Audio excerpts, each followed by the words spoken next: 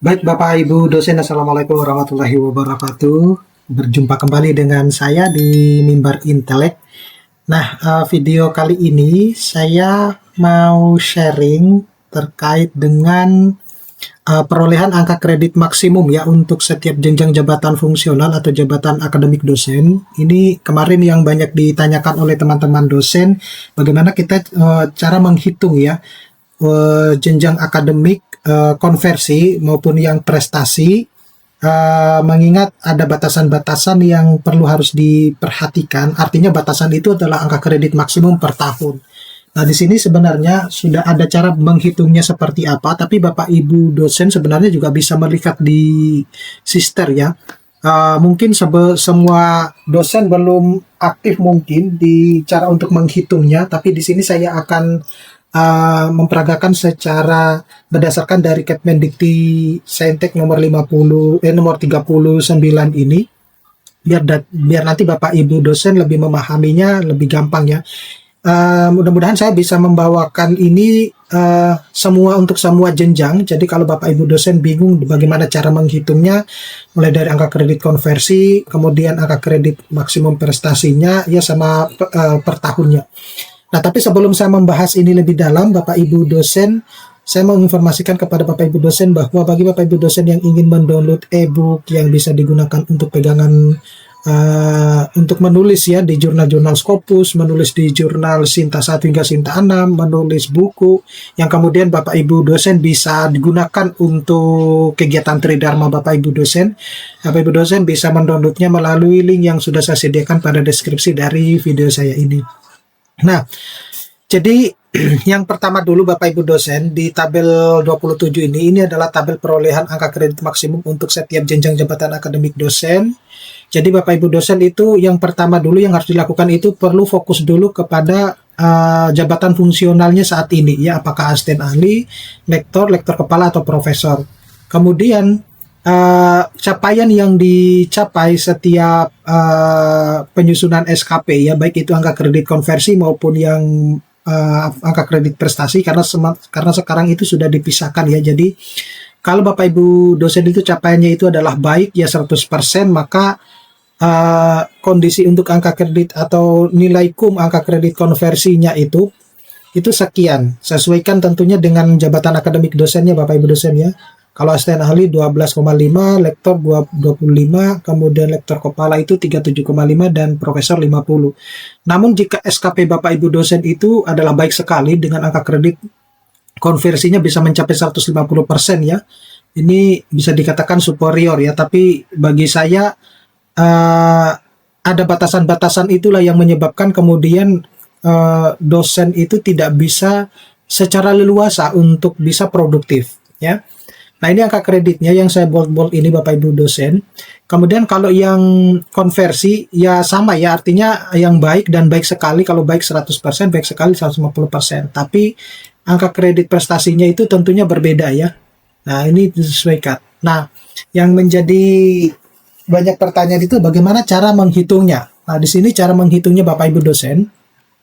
Kebetulan di sini itu sudah ada contohnya. Contoh di sini adalah perolehan angka kredit prestasi dari pelaksanaan penelitian jabatan akademik asisten ahli yang 27,5. Berarti dia angka kredit konversi prestasinya itu adalah baik ya, 27,5. Nah, dari mana kita bisa mendapatkan 27,5 ini? Nah, ini adalah contoh-contohnya. Tentu ini adalah berbeda mungkin dengan kasus di lapangan ya Bapak Ibu dosen ya. Tapi setidaknya ada bagian yang menurut saya kurang ya di sini. Tapi nanti silakan Bapak Ibu dosen berkomentar jika saya salah menginformasikan. Nanti mungkin saya akan perbaiki di next videonya, atau bisa kita diskusi di kolom komentar ya, atau di Instagram. Nah, ini contohnya, misalnya seorang dosen asisten ahli itu mempublikasikan satu artikel pada jurnal nasional terakreditasi Sinta 1 dan 2 ya Bapak Ibu dosen ya. Sinta 1 dan 2 sebagai penulis pertama sekaligus sebagai penulis korespondens ya. Kemudian satu artikel pada proceeding nasional ya, para proceeding nasional, dia bertindak sebagai pemakalah sekaligus sebagai penulis pertama. Kemudian satu artikel pada jurnal internasional bereputasi sebagai penulis anggota ya, Bapak Ibu berarti co-authors. dengan jumlah anggotanya itu adalah 4 orang, ya, 4 orang, dan satu penulis pertama sekaligus penulis korespondens. Berarti dia dalam hal yang lain juga menghasilkan satu artikel jurnal internasional, tapi sebagai penulis pertama maupun sekaligus penulis korespondens. Nah, untuk satu artikel, kemudian yang keempat itu satu artikel di jurnal nasional sebagai penulis anggota dengan jumlah anggota 1 orang dan satu penulis pertama sekaligus sebagai penulis korespondens. Nah, cara menghitungnya seperti apa untuk mencapai 27,5 angka kredit prestasi ini? Nah, di sini sudah dicontohkan Bapak Ibu guru ya, Bapak Ibu dosen, sorry. Jadi perhitungan angka kredit prestasi sebagai berikut. Nah, 25 ini adalah nilai maksimum untuk jurnal Sinta 1 dan 2.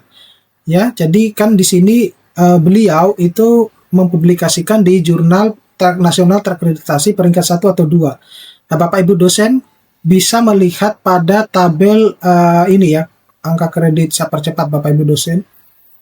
Angka kredit untuk prestasi. Nah, di sini kalau kita lihat di sini Bapak Ibu dosen, untuk jurnal internasional Q1 itu 40, Q2 38, Q3 itu 35, dan Q4 itu 33. Nah, kemudian ada juga internasional yang berbasis ini ya, data internasional bereputasi. Nah, sedangkan untuk jurnal nasional terakreditasi untuk peringkat 1 dan 2 atau Sinta 1 dan 2 Bapak Ibu dosen itu adalah 25. Ya, ini tadi ya. Nah, ini sekaligus saya tunjukkan untuk yang ini ya, kalau kita mempresentasikan ya hasil penelitian kita itu. Nah, ini kalau dipresentasikan ya, dan diprosidingkan itu, artinya Bapak Ibu dosen mengikuti seminar nasional. Nah, kalau internasional itu 20 atau yang disebut dengan international conference ya. Kemudian internasional dan tidak terindeks 10, kemudian yang nasional BRSBN 7,5. Nah, yang dicontohkan itu yang ini nanti. Nah, kita kembali ke perhitungan tadi Bapak Ibu dosen. Tadi kan sudah ya untuk yang karena dia berhasil publikasi di Sinta 1 dan 2, peringkat 1 dan 2, maka nilai Sinta 1 dan 2 itu adalah 25. Nah, karena dia sebagai penulis pertama sekaligus sebagai penulis koresponden berarti dikalikan 60%. Nah, ini dikalikan 60%.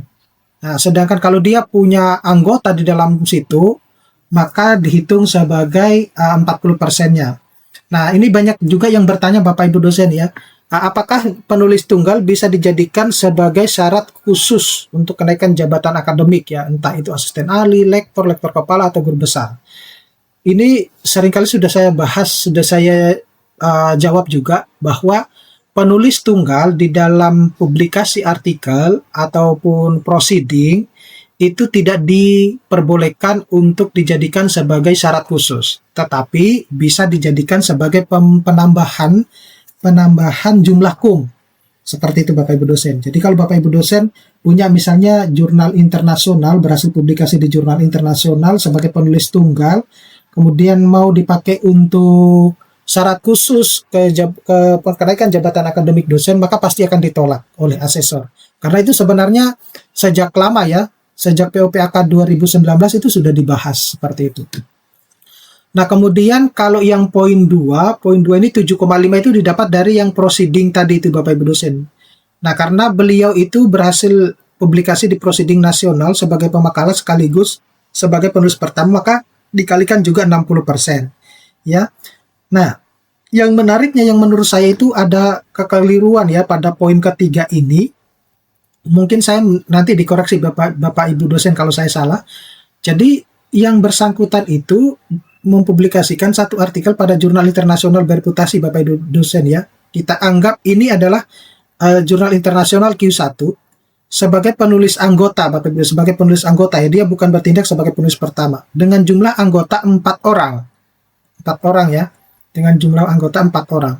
Jadi yang dilakukan perhitungan itu adalah ini nilai 40 itu adalah angka kredit dasarnya untuk jurnal internasional bereputasi dikalikan 40% karena bertindak sebagai penulis anggota. Nah, kemudian dibagi 4 ya.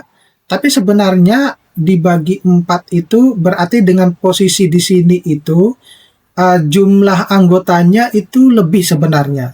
Karena kalau yang penulis pertama apalagi yang penulis pertama sekaligus penulis korespondens, maka dia mendapatkan 60% ya, 60%. Nah, sehingga uh, di sini itu sebenarnya terdiri dari 5 anggota ya, terdiri dari 5 anggota. Yang satunya itu dia bertindak sebagai penulis pertama sekaligus sebagai penulis korespondens ya. Ya. Jadi ini yang satunya dan satu sebagai penulis pertama dan sekaligus sebagai penulis koresponden. Jadi total dalam satu artikel ini itu ada 5 orang penulis, Bapak Ibu dosen. Ya, ada 5 orang penulis. Nah, karena yang dijadikan itu adalah 4 orang sebagai anggota, maka dibagi 4. Ya, sehingga yang didapat itu 4, Bapak Ibu dosen. Jadi ini yang pernah saya bahas ya, bahwa nilai kum itu besar, nilai kumnya besar, tetapi ketika sudah dibagi dengan faktor pembagi dari jumlah anggota penulis, sehingga yang didapatkan akan kecil. Nah, sedangkan pada poin keempat itu adalah di jurnal nasional ya, sebagai penulis ini ya, anggota dan jumlah anggotanya 1 ya. Berarti total 2 anggota di sini, 2 penulis maksudnya. Jadi 10 angka kredit ya dikalikan 40 dapatnya 4. Nah, total dari 15 kemudian 4,5 kemudian 4 dan 4 ini totalnya adalah 27,5. Seperti itu Bapak Ibu dosen cara menghitungnya. Nah, saya kebetulan kemarin itu sudah mensimulasi ya melalui Excel saya, tapi saya belum bisa menunjukkan di sini. Jadi banyak publikasi saya, tapi ternyata yang dikumpulkan itu sekitar 300-an lebih gitu. Ya, 300-an lebih. Jadi ya saya masih harus banyak berjuang lagi untuk mempublikasikan artikel ternyata dari hasil perhitungan-perhitungan ini. Tapi sebenarnya Bapak Ibu dosen di mana di Sister itu nanti akan disediakan sehingga Bapak Ibu dosen itu tinggal tarik data. Nah, kemudian untuk perolehan angka kredit ini ya lektor dengan 55 ya. 55 itu masih yang ini ya, masih yang baik yang 100%. Dan sebenarnya perhitungannya sama Bapak Ibu dosen. Ya tinggal mencari tahu posisi ini ya, harus tahu dulu nilai dasar kumulatif dari masing-masing publikasi, kemudian posisi penulisnya ya, kemudian kita tinggal membaginya semacam itu. Jadi perhitungannya seperti ini. Ya. Sebenarnya yang bagus itu kalau di Excel ya Bapak Ibu dosen ya. Kalau di Excel itu sudah ini ya, sudah ada gitu. Jadi lebih mudah gitu. Lebih mudah. Tapi Bapak Ibu dosen sekali lagi tidak perlu harus khawatir dengan ini ya. Artinya Bapak Ibu dosen sebenarnya sudah bisa mensimulasikan kalau di Excel itu. Jadi kalau di Excel itu kalau versi saya kemarin yang saya coba itu ada judul publikasi, kemudian penulis ya, kemudian ini publishernya apa, kemudian itu memang saya persiapkan untuk kenaikan jabatan akademik fungsional saya berikutnya. Kemudian URL-nya sama nilai kum ya, nilai kum maksimal sama nilai kum yang diperoleh setelah sudah dilakukan pembagian faktor pembagi seperti itu, sehingga saya bisa menghitungnya dari sekian publikasi itu ya hanya cuma mendapatkan 358,43 ya, seperti itu. Nah, itu yang ini. Nah, itu pun saya gabungkan ya dari beberapa tahun itu yang belum pernah saya ajukan untuk naikkan jabatan akademik dosen. Nah, ini kan kita melakukan per tahun ya. Kita melakukannya per tahun sehingga dapatnya ini tadi dibatasin. Sehingga nanti setiap tahun itu Bapak Ibu dosen mampu mengumpulkan berapa gitu ya. Paling tinggi ya misalnya 41,8 seperti itu. Itu yang kemudian mungkin yang dikeluhkan sama teman-teman dosen ASN ya. Kenapa kok jumlah kum kita itu dibatasi per tahun? Nah, untuk lektor kepala dengan 82,5 ini ya masih di baik ya, sebenarnya sama juga ya, tinggal memposisikan memposisikan ininya artikelnya itu nilai kumnya itu berapa, kemudian nilai jurnalnya itu berapa ya. Oke, saya kira cukup sekian Bapak Ibu dosen ya. sama dengan lektor profesor juga sama ya. Nanti kita akan ketemu pada video-video selanjutnya. Saya Iri, assalamualaikum warahmatullahi wabarakatuh.